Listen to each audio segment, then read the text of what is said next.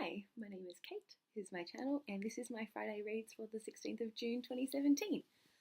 There's a cat in my face.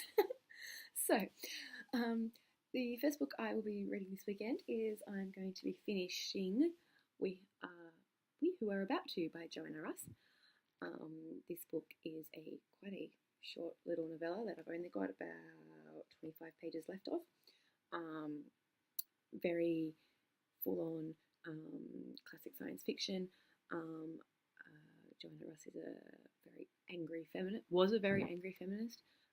This book starts off about a spaceship crashing on a planet. These people are not going to be rescued. They are in the middle of nowhere.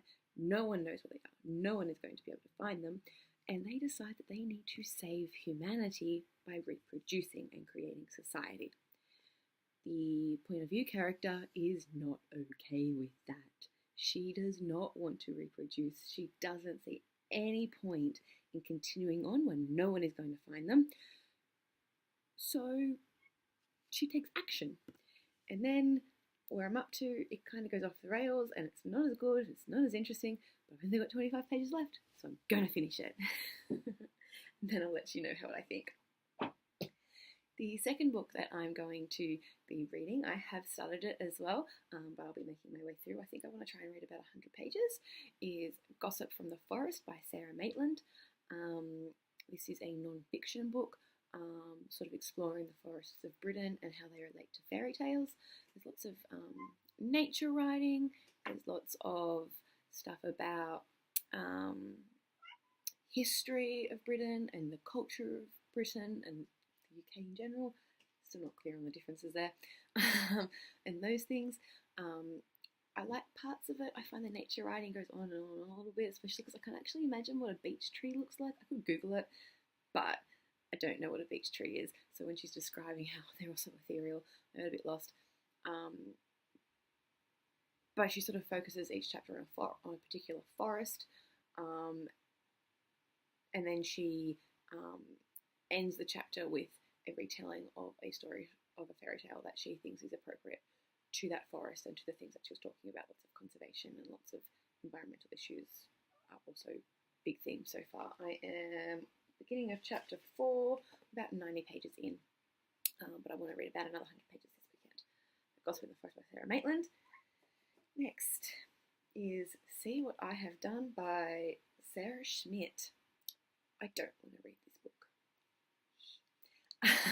But I'm a member of the book club. Book club is meeting on Wednesday. I haven't started it yet.